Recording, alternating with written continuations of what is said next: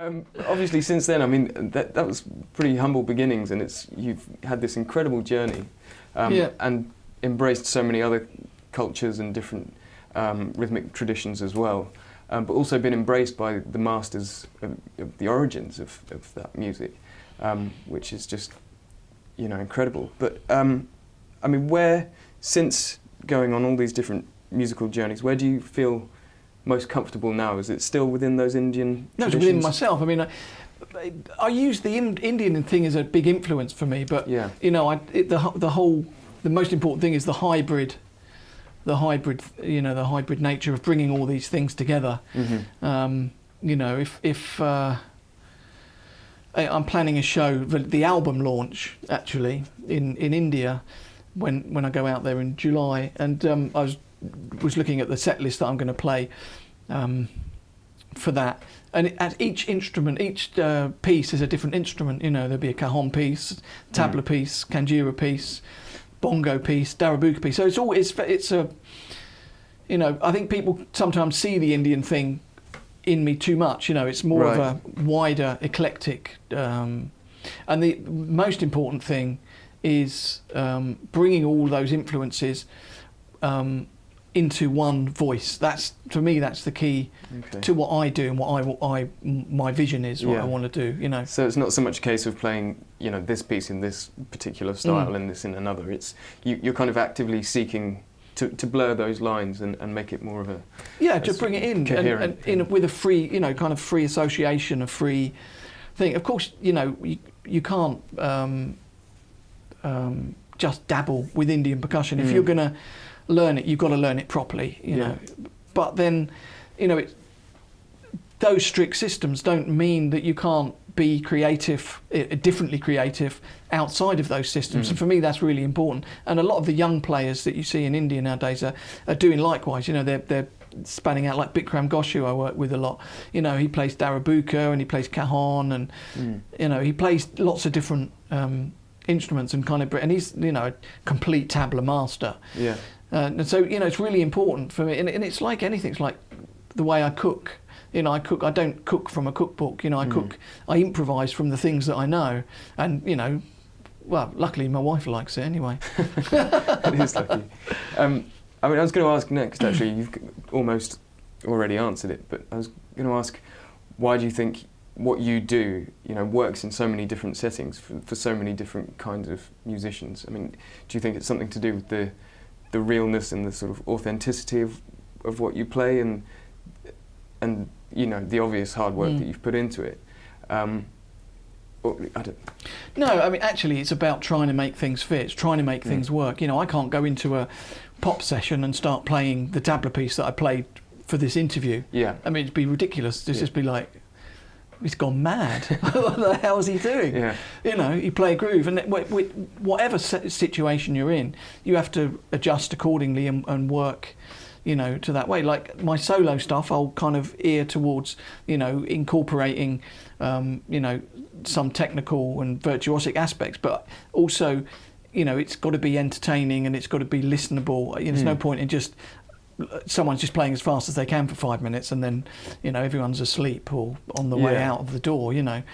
It's about trying to make music, and there's whatever environment you're in, you've got to make music. And as a percussionist, you have to understand your role in different musics, what it is you're doing to support the music to, everything's not a solo. And that's the worst thing about some drummers and percussionists, is that they kind of feel that their virtuosity has to be shown in fact, I remember when I first started to learn the drums, I was in a punk band. I smashed my drums up after the gig, and it was full on. And then after that, I ended up in this middle of the road rock band. They're all about 90, the people in the band. It was like a development for me. I was still a kid. I still hadn't moved to London. But I was taking learning more seriously, and I remember I was halfway through a tune, and in my mind I was thinking, I've only got 4 more paradiddle versions to go before I've fitted all of those things that I've just learned into the song. Really? Of course, the song sounded like absolutely hideous. Like the drummer's gone mad. And it's like, it takes that, you have to learn. What's the point of learning? It's like you're learning language, you speak English. So, if X amount of words that you've learned, but you're not here with me, like, reciting Shakespeare or, coming up with, like, massively long words when you could say, a 4-letter word. But it's true, So it's language is a kind of is a metaphor for what we do in music, because how do you get your point across? Have you made sense with what you're saying, and did that work as a social interaction? And a lot of people are very, very articulate, and a lot of people are very educated, but not good at communicating because they want to maybe, either habitually they get used to that mode of speaking or trying to be clever or whatever, That obviously opens up a whole other debate about communication within music, and one thing that strikes me when watching you play, particularly, with other musicians when you're collaborating, is that sense of communication, almost like you're having a conversation while you're playing. Is that an important part of what you do, and do you think does a good musician have to equate to a good communicator? Yeah, and actually coming back to the language thing, I am really interested when I'm going to work with someone, how it is when we first speak. Do they interrupt me? Do they, cross into what I'm saying? Are they, when I'm speaking, are they thinking about the next thing they're going to say, or are they listening to what I'm saying and then respond accordingly and put the thing that they were going to say in the to be resolved folder that will come up later in the conversation? And actually, you can tell a massive amount from someone the way that they speak as to whether they're going to listen to you musically, because it's the same mechanism. Some people are really interested in, particularly, people who have spent a lot of time, they've worked hard at their playing, they've refined and developed what they do, and, maybe sometimes they want to hear themselves too much. Okay, you've made me very nervous about the order of my questions. You weren't listening to what I was saying. We've got a schedule to stick to here. I was going to say also, looking within your music, there are obviously people who are intimidated perhaps by the complexity of what you do, and maybe put off. Would you say that was a fair thing? Well, actually, you have to take that in different stages. I look at someone like Zakir Hussain, and or the late great Hari Shankar, the Kanjira player, and there's a new Kanjira player in India called Sri Sundrakumar. You look at what they do; it's just ridiculous. It's just so outstandingly impossible, actually. Really? Impossible. Just like unbelievable. It's completely unbelievable stuff. So it's really different levels. And I think it's all about the philosophy is, first of all, as a musician, you've got to be absolutely sure you love playing music and you want to play music. So then you're confident in your identity and your vision, and then you want to take different things from different people. So you might see someone who's got a great groove, really solid groove, someone like Zorro, for example, and think, I really want to take some aspects of that playing. And then you might, look at someone like Thomas Lang, who's incredible virtuosic with technique as well as having groove and everything else. But to say, actually, I want to take some of that, but I can't look at all of that, because it's so massive. That amount of technique is so huge. What do? Do I take a little bit, or do I just say, actually, I'm not going that route at all because it scares me, it intimidates me, and so I reject that because I'm intimidated. So it's about looking at things and you take from it what you want. But the important thing is, as a musician, you have to put yourself in a position of freedom to be able to not have your identity threatened. You've got a solid identity of what you do and a belief and a desire, and you add to it. That's the thing. So what I accept with every time I perform, there's I don't think for a second everyone in the audience loves it. I know some people love it. I know some people might resent it. some people might simply not like it. Some people might not understand it. And I'm not being pretentious about saying not understand it. No. I didn't understand. First time I listened to a Mridingam solo with the bells, like in the Kanjira thing that I was doing, it just sounded wrong because it was so rhythmic illusion away from where the pulse was. It was like, because I was, confused by it, I wanted to pursue it further and, understand it more. I wanted to understand it enough to be able to say, actually, I reject that. So having touched upon your early days and perhaps the struggles that you faced with learning this new music, can you talk a little bit more about the obstacles that you came across when studying and how that might relate to other people coming across the same obstacles? Well, I mean, the Indian thing is a really hard study. It's really, because, especially as, if you're born in India and you grow up with the music, you have the whole blind learning thing. So you kind of understand a lot about the music, even though, you might not be able to play it. You kind of know the shapes of the hands on the drums. You're familiar with the concept of people playing drums, one hand on each drum. But to learn it as a Westerner from zero it's like everything is different. The way they make the music, the role of percussionist within the music, the way rhythms are developed, and the way people perform together, even the social roles and the kind of like the the status of different musicians against one another. So there's all that, but then it's also phenomenally hard as well. The actual both the North Indian and the South Indian are very complex and very very involved.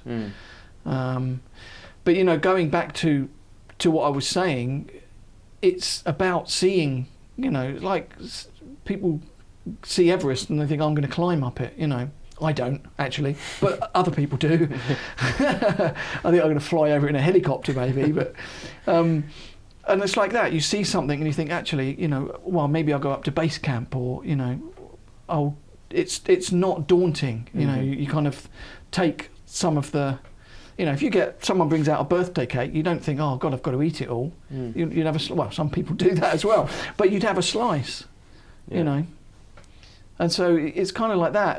For me, I took it on board very slowly. So I just began, and it was under the guise of complementing my drum set playing.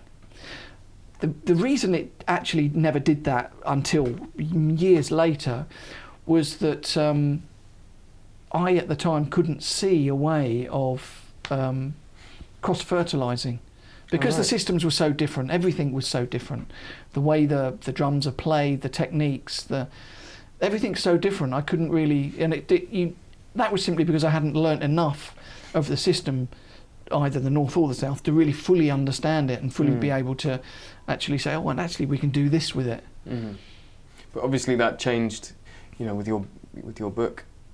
Changed with the book. It actually changed a lot before that, because I was beginning to, learn other percussion, and that comes back to what I was talking about with the cross-fertilisation. It became a natural thing without preconception, that everything started to cross-fertilise with everything else. I tried to keep an open mind about how these things could interact, and using, for example, the split hand technique, the stuff I do on the Darabuka is using the split hand technique, where you've divided the hand into, to refer back to iDrum issue 6, I think, with the Kanjira lesson, where I talk about the split hand technique, and how that can cross-fertilise onto the Darabuka, for example, or Cajon, and then how the different compositions can be brought together and used, and it's all, and that led to, because I wasn't really playing much drum set at all by this, but when I wrote the book, actually, I really wasn't playing much drum set. So it kind of just came out of that open vision of it, of like, oh, actually, this is a way it could be employed, and with the idea of the book, Indian Rhythms for Drum Set on Hudson Music, of course, plug, is I wanted it to be a jargon-free introduction to people, so they can say, because of that very reason, people say, "Oh, the mountain's too big," you know. It's daunting. It's intimidating. I can't learn Indian rhythm. Well, actually, you can learn a little bit of it, you know. Yeah. And my book is just like a little, you know, it's a little 2-page introduction in comparison to the vast, you know, rhythmic system there is there. But it's an introduction. You can get familiar with the syllables, the way some of the mathematics and you know, cross rhythms work, and you know, that was what I wanted to do with it. Yeah, I mean, it's amazing how quickly, watching your videos for iDrum and reading your book, how quickly you can start thinking about these different rhythms and applying them, even without necessarily, you know, delving headfirst into the traditions and to the complexities of it. Yeah. Well, the interesting thing is, when you take the rhythms away, I think some people are not only scared of it, they think, well, it sounds so Indian, I can't see how that fits into my drum set playing or percussion or whatever. But when you strip the rhythms away and you don't have the phonetics and you're just playing it on drum set or, you know, percussion or whatever, it just sounds like contemporary rhythm. And certainly within my lifetime, if not within, you know, like 100 years over a period, it's going to be just commonplace that every drum set player has a study of Indian rhythm. I just don't think there's any doubt about that, because the system is so vast and it's so completely logical, and you can utilise it in so many different ways on the drum set, you know. Yeah. I mean, talking about education, do you think that there's, you know, room for a change in the way that music is taught in our Western society from an earlier age? Do you think we could be exposed to different musical cultures and rhythms from an earlier point? Do you think that would improve our sort of musical vocabulary? Well, that really becomes a question on society, and you know, for me the question is, could different communities and different cultures intermingle more in, you know, multicultural societies? And my answer to that question is absolutely. There should be, and it will inevitably happen. It's just people stay with what they know, you know. So there's not so much. I mean, I've been, in fact, when you study the Mridangam, at the end of your, not the end of your study, but you get to a point where your teacher gives you your first professional concert. It's called an Arangetram. So I did that on the Mridangam. It was like 1,000 people there. I had 3 friends, because I was very reclusive at the time. I was just practicing, just staying. That's all I did. Yeah, I didn't work. I didn't do any gigs. I just, you know, spent like 6 years working on the Indian stuff. Wow. Actually. And I had this Arangetram, and I remember that, like, my 3 English friends and everyone else was South Indian, Tamil. And I remember I'd been there for the sound check, and I'd gone out to the foyer, and this guy had come up to me. And he's just assumed that I was the janitor. He said, "Oh, the toilet's blocked. You know, could you do something about it?" I was like, "Yeah, I'll get onto that." Yeah. And he was so embarrassed. Wow. When he saw me later after the concert. All these musicians had come for India for it, and it was just a funny moment. But the point of it is, you know, I've spent a lot of time in you know, the Bangladeshi community here, in the South Indian community, lots of different communities. And the thing that I just wish was more of an addressed problem, you know, politically, is how we can get everyone to mix together and you know, cross-fertilise more. You know, I just wish it was more common. Yeah. Yeah, and so that obviously is also an answer to the question about music. You know, because you can't take something out of isolation. We're just going to look at, you know, Chinese cookery or, you know, Indian music or this and that as an isolated abstract, because it doesn't make any sense, because you don't see it within the community. You don't, you know, see how it all works. And yeah, exactly. I mean, the issue of integration, I find it really interesting. I mean, do you think that the music, when we're talking about complex Indian rhythms, they seem more ancient, more sacred somehow? I mean, do you think that reflects the difference between that and our Western music that we've got so used to? Do you think that reflects a difference in culture between? Not really, because I mean it's or language or. No, I mean if you look at it's the developed music from India is a chamber music or patronised music. You know, there's patrons that had courts where they hired musicians to be there the whole time, and it's the same in Western classical music. You know, someone like Mozart, for example, would have been under the employ of the local bigwig. Yeah. And so both of those music, they're similar in the sense that they both developed technically and blossomed into deeply articulate musical systems. Now, if you look at folk music, I was lucky enough to have a project in Rajasthan where I would spend time out in the villages and put lots of different people together from lots of different villages, literally the middle of the desert, and put together this great big project. What was amazing about those village visits was that how music was just part of their lives, part of their everyday existence. It wasn't, they weren't playing music to be professional or to be successful. It was just part of their life. People did it, and it didn't matter if someone's not trying to be faster than the other person. It's about community. People are playing together. From that sense of community, culture can be born. Without community, it's impossible to have culture. So we're kind of in that situation now. The negative side of the coin for us in the West is that we've lost community.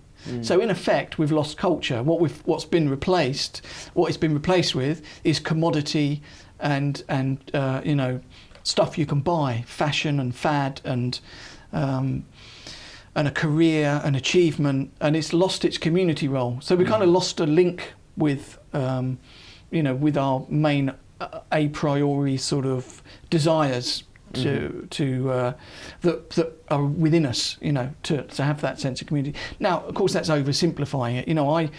I wouldn't prefer one way or the other. I like to be in the middle.